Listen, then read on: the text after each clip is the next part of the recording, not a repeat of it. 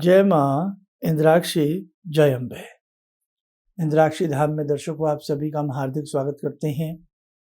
आज के दिन जिन जातकों का जन्म दिवस है, मैरिज एनिवर्सरी, उन सभी को हमारी तरफ से बहुत बहुत शुभकामनाएं। कुंडली से क्या जाना जा सकता है? आप निरोगी रहेंगे, आप बीमार नहीं होंगे। आपकी कुंडली में छिपे द्वादश भाव और उसमें बसे नवग्रह सक्षम है, प्रदर्शित करते हैं कि आप निरोगी रहेंगे। आरोग्यता, निरोगिता आपको प्राप्त होगी।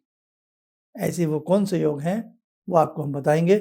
आइए जाने पहले आज के पंचांग को। 22 अगस्त सन 2022, भादो मास, कृष्ण पक्ष, संवत 2079, तिथि एकादशी।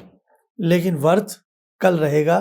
कल सूर्य उदय व्यापनी तिथि में आप एकादशी का व्रत करेंगे। आज 22 तारीख है, कल 23 अगस्त है, तो 23 अगस्त का एकादशी का व्रत रहेगा, सब ध्यान रखें। नक्षत्र मृगशिरा, राहु काल 7:30 से 9, दिशा शूल पूर्व दिशा।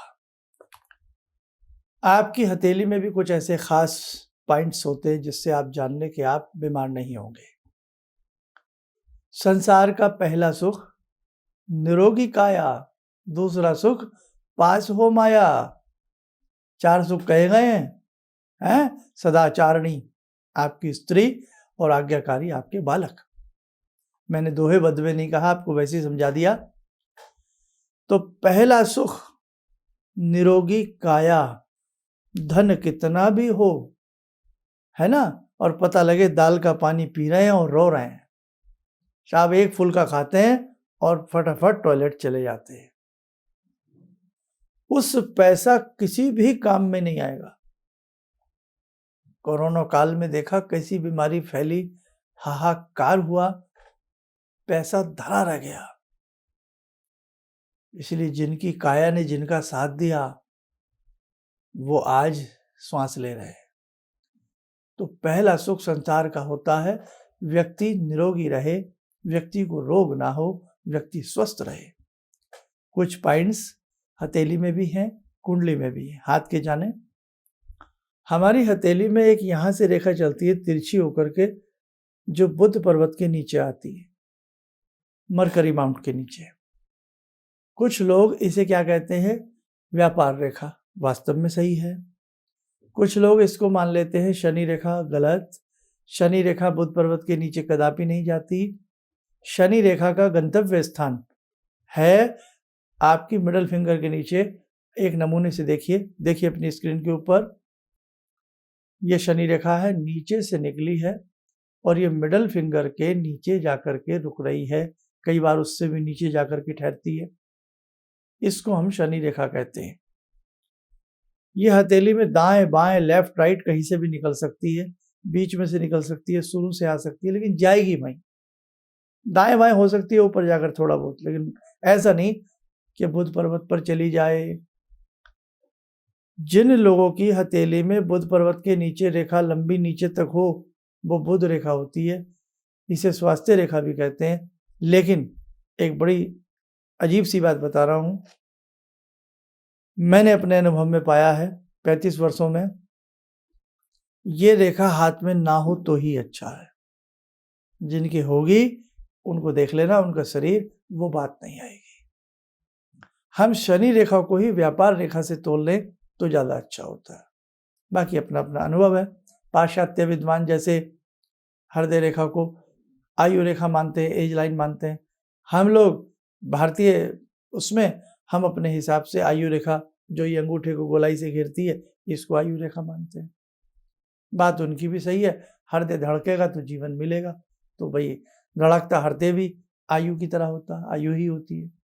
खैर, ऐसे ही जिस व्यक्ति की हथेली में स्पष्ट रेखाएं हों, लालिमा लिए स्निग्ध वर्णी जिसका हाथ हो, वो व्यक्ति स्वस्थ रहता है। हाथों की कैटेगरी भी अनेकों प्रकार की होती है। खैर, अब मैं कुंडली से भी आपको कुछ बताता हूं कि कैसे पहचाने कि आप निरोगी रहेंगे, निरोगिता आपको प्राप्त होगी। आइए जाने। सामने कुंडली बनी है, तीर के निशान पर ध्यान दें, एरो पर। लग्नेश प्रथम भाव और नीचे षष्ठेश। ठीक, लग्नेश और षष्ठेश गुरु युक्त हो में। अब ऐसे समझ लो, प्रथम भाव लगन का स्वामी, छठा भाव षष्ठेश का स्वामी बृहस्पति के साथ कहीं भी बैठ जाए शुभ स्थिति में तो आप निरोगी रहेंगे। समझे? लग्नेश और षष्ठेश शुभ स्थिति में होंगे तो आप निरोगी रहेंगे। अगला पॉइंट देखिए कुंडली।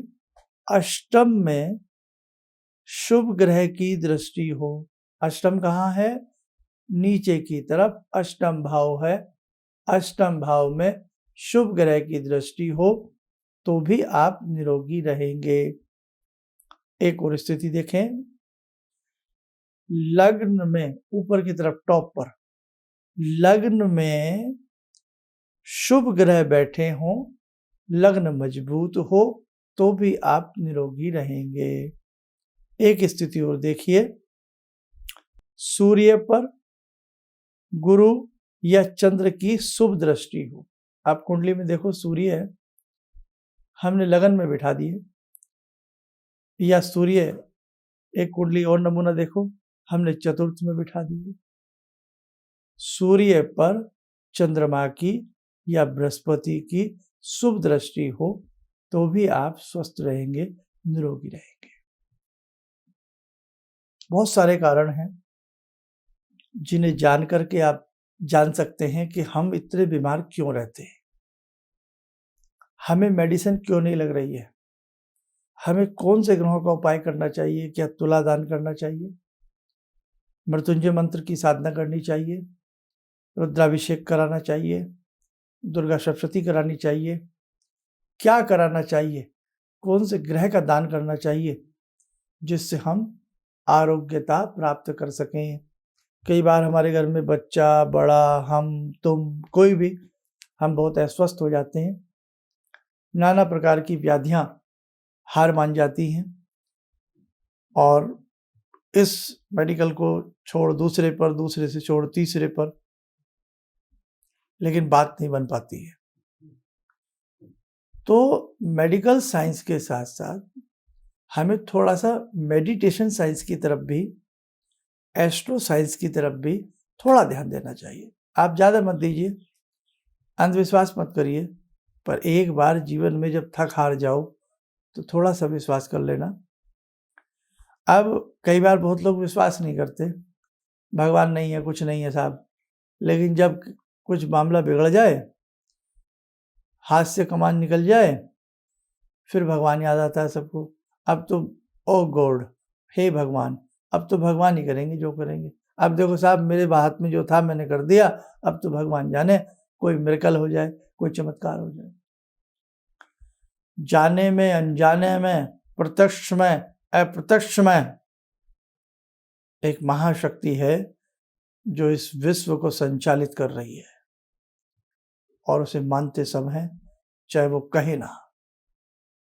इसलिए मेरे साथ को एक महासत्ता के साक्षात्कार मंत्रों के ही रूप में सही, दान के रूप में सही, किसी भी रूप में एक बार आप करिए, आपको स्वस्थ लाभ मिलेगा। हमारे ऋषियों ने विपुल साहित्य, विपुल भंडार भर दिया है हमारे लिए। ऐसे ऐसे स्तोत्र की रचना हमारे ऋषि मुनियों ने हमारे लिए की है कि हमारे बच्चे इन्हें पढ़ें तो वो स्वस्थ रहें। अब बहुत लोग कहेंगे साहब दवाई तो खा नहीं रहे आप, खाली पढ़ने से आप स्वस्थ हो जाएंगे। अरे साहब, उन स्तोत्र में, उन मंत्रों में, उन अक्षरों का संयोजन है, जब वो पढ़े जाते हैं तो उस ध्वनि से जो कंपन उत्पन्न होता है वो हमारे स्नायु तंत्र के ऊपर, हमारे अंतः और बाह्य शरीर के हर प्रकार की चीजों के ऊपर बहुत अच्छे से असर डालता है। ध्वनि का असर क्या आप मानते नहीं? ऐसा ना होता तो ध्वनि प्रदूषण क्यों बोला जाता? कहीं ध्वनि प्रदूषण है तो कहीं ध्वनि आनंदित भी करती है। अगर एक फौजियों का दस्ता किसी ब्रिज के ऊपर चल रहा हो कदम ताल मिला करके, तो जो कमांडर होते हैं वो कदम ताल वहां रोक देते हैं, आराम से निकलते हैं। यानी कि कदम ताल का उस ध्वनि का इतना असर है कि वो ब्रिज गिर सकता है, समझे आप। इसीलिए ध्वनि का असर बहुत होता है। हम किसी से बातचीत करते हैं, ध्वनि उत्पन्न होती है, उस ध्वनि में मिठास भी है, उस ध्वनि में कड़वाहट भी है, उस ध्वनि में मित्रता भी है, उस ध्वनि में शत्रुता भी है। कहते हैं ना कि बातें बहुत से इतनी अच्छी कर लेते हैं। हम डॉक्टर साहब के पास जाते हैं, कई डॉक्टर साहब इतने मधुर, इतने मीठे होते हैं कि साहब मेडिसिन तो ठीक कर ही देगी, लेकिन उनकी सुंदर बातें, आत्मविश्वास को जागृत करने वाली बातें मरीज को आधा सही कर देती है। जी हाँ, इसलिए शब्द ध्वनि, वाण ध्वनि, मंत्र ध्वनि, नाना भांति की ध्वनियाँ बहुत कार्य करती है। तो जब आपको लगे कि आपकी बीमारी इस प्रकार की हो गई है, लाइलाज सी हो रही है, या बार बार आप निरोगी हो रहे हैं, तो मुझे लगता है आपको भी लगना चाहिए उस वक्त आप किसी सुलझे हुए व्यक्ति को या तो अपनी कुंडली दिखा लें, हाथ की रेखाएं दिखा लें, किसी की भी, उसमें डेट ऑफ बर्थ किसी चीज़ की आवश्यकता नहीं होती, और फिर आप उन मंत्रों को पढ़ें, उन स्तोत्रों को पढ़ें। यदि आप पढ़ने में सक्षम नहीं, किसी विद्वान ब्राह्मण से कराएं। यदि ऐसा भी सक्षम नहीं, तो उसमें हल्के फुल्के उन ग्रहों से संबंधित दान पुण्य करिएगा, आपको लाभ मिलेगा। डॉक्टर साहब क्या कहते हैं, ग्रीन वेजिटेबल खाइए, कहते हैं ना, उस शरीर को लाभ देंगी। ऐसी एस्ट्रोसाइंस में कि हरी रंग की चीज़ों का आप दान करिए, आपका बुध अच्छा हो जाएगा। पालक दान करिए, गौ माता को पालक खिलाइए, हरा चारा डालिए, कबूतर को हरे रंग का बाजरा डालिए। तो क्या ये बुरी बात है? अगर कबूतर को आप बाजरा खिला रहे हैं, गाय को आप चारा खिला रहे हैं, क्या किसी का पेट भरना बुरा है? हर दृष्टि से अध्यात्म भारी पड़ेगा, समझे आप। तो बहुत सारी चीज़ों को जब तक आप समझेंगे नहीं, तब तक आपको वो अंधविश्वास लगेंगे। लेकिन जब किसी चीज़ की गहराई में उतरोगे ना, उसकी माप तब पता लगती है। इसलिए भगवान ना करे कोई बीमार हो, ईश्वर ना करे कोई रोगी रहे, तो ये आरोग्यता के कुछ हमने पॉइंट्स बताए, नोट कर लेना या समझ लेना। वीडियो तो हमेशा यूट्यूब पर रहती हैं, तो कभी भी आप सुन सकते हो, समझ सकते हो। लेकिन आज का कहने का भाव यही है, यदि आप शरीर से जूझ रहे हैं, परेशान हैं, तो आप कहीं ना कहीं एस्ट्रो साइंस का, इस ज्योतिष विद्या का, मंत्र विद्या का सहारा लें, और कहीं ना कहीं ईश्वर की कृपा आपको मिलेगी। आइए, समय हो चला है मृत्युंजय भगवान से जुड़ने का। हे प्रभु शिव शंकर, सबकी बीमारियों को हर लेना। ओम आत्मा त्वं गिरिजामति सहचरा प्राणा शरीरं गृहं पूजा ते विषयोपभोग रचना निद्रा समाधिस्थिते संचारा पदयो प्रदक्षिण विदेः श्रोत्राणि सर्वागिरो यद्यात् कर्म करोमि तद्दखिलं शम्भोस्तवाराधनम् चन्द्रोद्भासितशेखरे स्मर हरे गंगाधरे शंकरे सर्पे भूषितकण्ठकर्णविवरे नेत्रोत्तवे स्वानरे दन्ते त्वकृतसुन्दरां वरदरे त्रैलोक्यसारे हरे मोक्षार्तिं कुरु चित्तवृत्त्यमचलं मन्येस्तु किं कर्म वे वन्दे देव उमापतिं सुरगुरुं वन्दे जगत्कारणं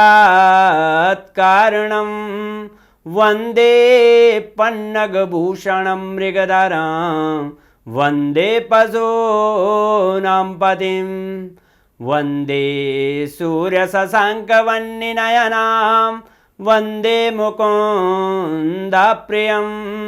वन्दे भक्तजनश्रयं च वरदां वन्दे शिवं शङ्करं ॐ कर्पूरगौरं करुणावतारं संसारसारं भुजगेन्द्रहारं सदा वसन्तं हृदयारविन्दे भवं भवानी सहितं नमामि भवं भवानी सहितं नमामि।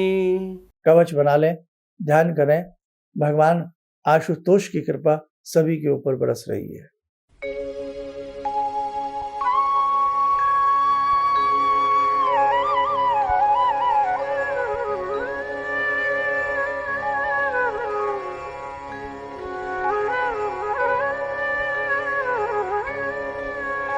ओम बोलते हुए नेत्र खोलें, सामान्य हो जाए। देखो साधकों, बहुत सारी चीजें हैं जो समय समय पर आपके साथ बतानी है, करनी है। आप अच्छे से कार्यक्रम को सुनते जाएं और हमारा यही एक आपसे थोड़ी सी गुजारिश रहती है कि अधिक से अधिक लोगों को आप इस चैनल से, खास तौर से जो हमारा मुख्य चैनल है प्रोफेसर धर्मेंद्र शर्मा, इससे जोड़ने का प्रयास करें, ताकि ज्योतिष की जागरूकता, मंत्रों की जागरूकता, अपने धर्म की बातें, बहुत सारी चीज़ें टाइमली आपको पता लगती रहे। ठीक है, इतना तो आप गुरु सेवा में कर ही सकते हैं। आइए अब कार्यक्रम को समापन यहीं पर करते हैं। आप सब स्वस्थ रहें, सुखी रहें और हर तरह से भगवान आपकी मनोकामनाओं को पूर्ण करें। इन्हीं शब्दों के साथ हम अपनी वाणी को विराम देते हैं। जय जय अम्बे। मेरी बार बार आंखों की नाड़ी फट जाती थी, तो डॉक्टर ने मेरे को बोला कि ये कैसे हो गया। मेरे 30 साल की प्रैक्टिस में कभी भी इस आँख की रोशनी चली गई थी, तो वो मैं मंत्र करती थी, आपने मेरे को बताया था, तो उस मंत्र से मेरी रोशनी वापस आ गई। मेरे को काला मोतियाबिंद है, तो हाँ अब ठीक है, इस रोशनी आँख में आ गई। तो वो बोले कि मैं बड़ा हैरान हूँ कि रोशनी ये वापस आ कैसे गई, तो आपकी कृपा से आई। किसी भी समस्या के समाधान के लिए मिले प्रसिद्ध हस्तरेखा एवं वास्तु विशेषज्ञ प्रोफेसर धर्मेंद्र शर्मा जी से। नोट: शिविर में भाग लेने हेतु एवं व्यक्तिगत रूप से मिलने के लिए कॉल करने का समय सुबह 10 बजे से शाम 6 बजे तक। हमारे विभिन्न ज्ञानवर्धक कार्यक्रम देखने के लिए आप हमें अभी सब्सक्राइब करें, बेल आइकन को प्रेस करें ताकि आप देख सकें हमारा कार्यक्रम सबसे पहले। और अधिक जानकारी के लिए फेसबुक पेज को लाइक करना न भूलें।